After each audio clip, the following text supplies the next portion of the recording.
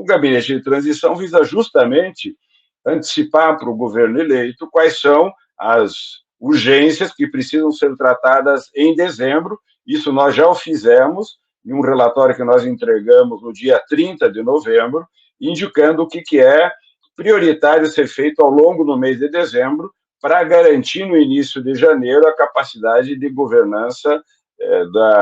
do presidente eleito e de sua equipe. E também a segunda parte, que é o relatório que nós entregaremos até dia 11, agora, até o próximo domingo, é um relatório que aponta para o governo eleito quais são as questões, as principais questões, os principais desafios, os principais problemas que o governo enfrentará nas primeiras semanas a partir de janeiro. Que o futuro governo tem a tarefa de reajustar o salário mínimo no dia 1º de janeiro. Portanto, é preciso deixar essa medida organizada, é preciso deixar prever recursos orçamentários para pagar os impactos do reajuste do salário mínimo sobre a Previdência Social, sobre o BPC, sobre tantas outras despesas do governo federal que estão associadas ao salário mínimo. Já claramente o presidente Lula manifestou, inclusive às centrais sindicais em reunião semana passada, de que ele reinstalará o Ministério do Trabalho, nós estamos propondo o Ministério do Trabalho e Emprego, portanto, desmembrando do atual Ministério da Previdência e do Trabalho. Portanto, esse ministério hoje que junta Previdência e Trabalho será separado, tendo o Ministério do Trabalho e o Ministério da Previdência. Nós estamos, então, no âmbito do trabalho, propondo a recriação do Ministério do Trabalho e Emprego e trazendo para o Ministério do Trabalho e Emprego aquelas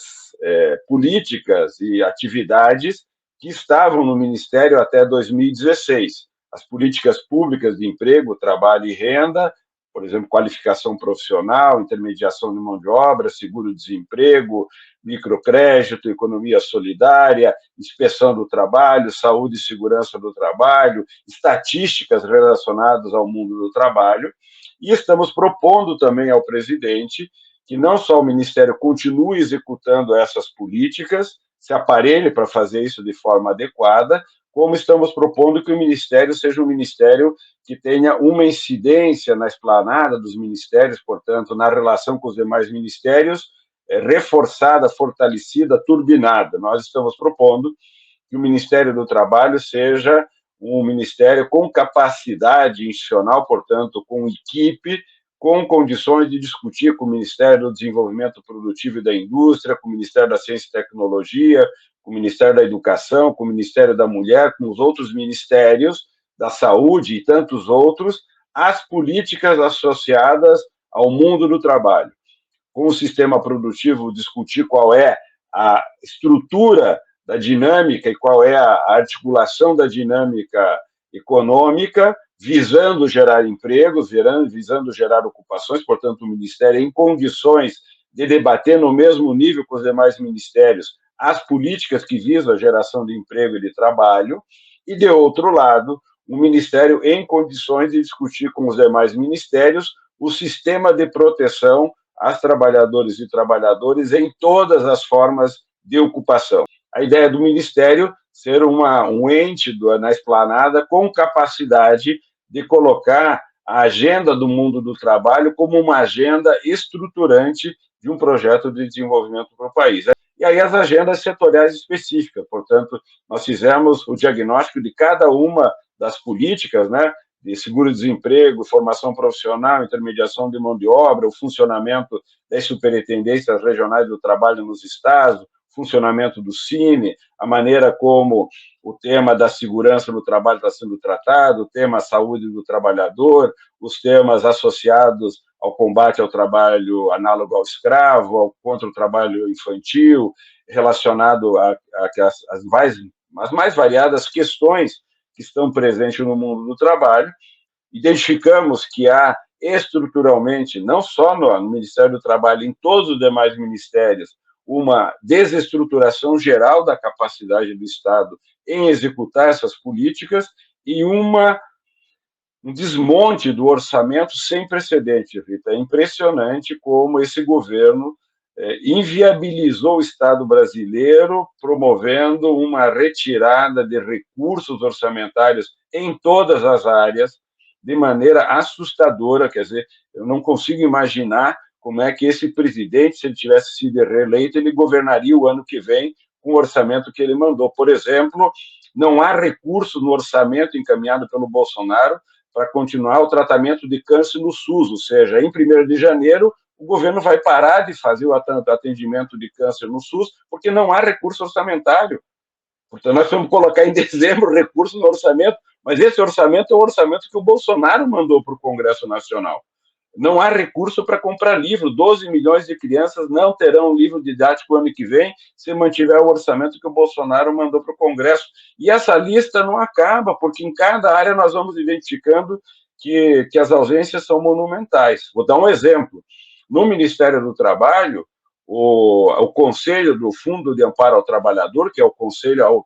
que tem trabalhadores, empregadores e o governo, e que faz a gestão dos recursos do Fundo Amparo ao Trabalhador, fundo esse que paga, por exemplo, o seguro-desemprego e que aloca recursos para a formação profissional. O Conselho estimou para o ano que vem um investimento da ordem de 300 milhões de reais em formação profissional. Isso com recursos do FAT.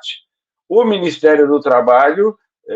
e o Ministério da Economia encaminharam para o Congresso Nacional, nesse item do orçamento, 24 milhões. Em vez de 300 milhões, eles encaminharam 24 milhões. Dá 2 milhões de reais por mês, o que é uma cifra ridícula, se nós pensarmos que formação profissional é elemento essencial para pensar o desenvolvimento do país. Na verdade, o que nós estamos encontrando é um Estado brasileiro dizimado, quase numa pós-guerra, quando ele chegar e encontra tudo destruído, tudo desmantelado, e é preciso reconstruir tijolo por tijolo tudo aquilo que foi destruído, talvez muitas vezes construindo novas coisas melhores do que aquelas que existiram, já que elas foram destruídas, outras vezes recuperando capacidades. Por exemplo, o Brasil é um exemplo no mundo na área de vacinação, e nós desmontamos o sistema no seu Programa Nacional de Vacinação. Isso precisa ser remontado. Iremos apresentar no relatório final também a importância de que o governo crie rapidamente um grupo de trabalho com prazo curto, de torno de 60 dias, para esse grupo propor ao governo e ao Congresso uma reorganização do sistema de relações de trabalho e no sistema sindical. Nós consideramos que é importante uma revisão dos marcos regulatórios da legislação para fortalecer a negociação coletiva, coisa que a legislação nesses últimos anos enfraqueceu, para fortalecer o poder da negociação coletiva em regular, por meio das convenções coletivas, uma proteção a todos os trabalhadores, portanto, ampliar a proteção sindical por meio da negociação e das convenções coletivas, dar prevalência às convenções coletivas sobre os acordos por empresa e sobre o acordo individual, portanto, reestabelecer a prevalência da convenção coletiva e darmos à negociação coletiva poder de manter a regulação de forma perene, portanto, garantindo ultratividade, garantindo outras coisas que a legislação retirou. Portanto, um grupo que possa rapidamente propor ao governo uma reorganização, fortalecendo a negociação coletiva e, do lado da organização sindical, fortalecendo uma capacidade do movimento sindical agregar e ampliar a base da representação, fortalecer a sua representatividade e ter uma forma de custeio que seja coerente com a sua capacidade de atuação e de representação. Então, essa é uma prioridade. Nós estamos recomendando à nova equipe que faça isso de maneira muito célere e que, especialmente nos primeiros meses, 3, 4 meses, isso possa ser tratado no âmbito do Ministério do Trabalho, junto com trabalhadores e empregadores, e depois governo e Congresso, junto com trabalhadores e empregadores, celebrando essa pactuação no âmbito do Congresso com uma nova legislação aprovada na Casa Legislativa. Então, essa é uma parte da prioridade. Isso estabelecido significa que nós estamos garantindo proteção sindical e por meio da negociação para os trabalhadores no setor privado, assalariados, estamos propondo que o governo reinstale a Mesa Nacional de Negociação por Servidores Públicos Federais, portanto, isso recoloca os servidores num espaço de negociação das condições de trabalho e de remuneração, e estamos propondo também que o governo apoie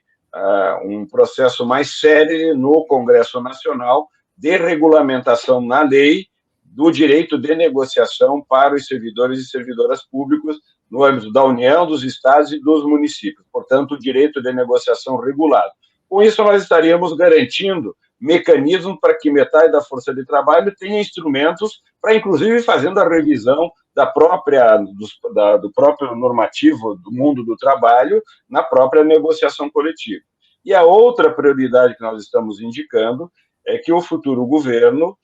coloque como uma agenda prioritária o debate e organize um processo de debate que vai concretizando metas intermediárias de produção de propostas e normativos que deem aos demais trabalhadores, portanto, a outra metade da força de trabalho, condições de ter acesso a uma proteção efetiva do ponto de vista laboral e previdenciário. Uma prioridade, nesse caso, é concluir e melhorar a regulamentação do trabalho doméstico, porque ele está ainda incompleto, as diaristas não têm uma proteção efetiva garantida no sistema, e para os trabalhadores mediados por aplicativo, portanto, todos aqueles trabalhadores que hoje já atuam, especialmente os trabalhadores cooperados, autônomos, por conta própria, cujo uso do aplicativo e, portanto, o uso de uma plataforma cresce entre esses trabalhadores, e também um olhar específico para aqueles que hoje já estão no mundo do trabalho fazendo transporte de mercadorias e de pessoas, os chamados trabalhadores uberizados, do iFood, do Zé Delivery e assim por diante. Não são só esses os trabalhadores que são mediados por aplicativos, são milhões de outros trabalhadores que muitas vezes nós não conhecemos e não vemos, que já usam plataformas e que estão mediando o seu trabalho. Então, é preciso olhar para esse mundo e ir criando progressivamente as medidas e as regras para dar a esses trabalhadores e trabalhadoras a proteção laboral e previdenciária. É isso que a gente está indicando ao novo governo como prioridade, e espero que essas medidas possam serem efetivamente respostas a fazer a construção de uma legislação trabalhista que seja resposta a esse mundo do trabalho que está vindo. O que nós tivemos até agora é uma legislação que foi resposta a esse mundo que existiu até agora e que efetivamente não conseguiu garantir proteção a todo mundo. Nós queremos dar um salto, queremos que essa legislação seja adequada a esse novo mundo, portanto, inclua as mudanças que estão acontecendo e possa ampliar a proteção. O presidente não tem levantado nenhuma indicação, não tem apresentado nenhum nome, as centrais sindicais conversaram com o presidente na semana passada, apresentaram essa proposta de ministério que nós apresentamos aqui nessa entrevista,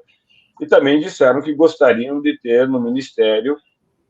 pessoas comprometidas com essa agenda, que conheçam a temática do mundo do trabalho e que tenham capacidade de diálogo com os trabalhadores e o setor empregador com os empresários. Essas são as diretrizes que eles apresentaram ao presidente. O presidente recebeu, disse que espera também fazer escolhas com esse sentido, mas que essas escolhas ocorrerão somente a partir do dia 12. E espero que nas próximas semanas o presidente indique uma equipe no qual nós, do grupo do trabalho, possamos entregar àquela equipe o trabalho que foi feito e tudo aquilo que nós estamos aportando para que a equipe tenha sucesso aí no seu trabalho. Tenho certeza que o presidente fará boas escolhas e nós teremos uma boa equipe com a qual nós, espero, o movimento sindical tenha uma boa relação e possamos construir com essa futura equipe um bom processo de reconstrução do mundo do trabalho no Brasil.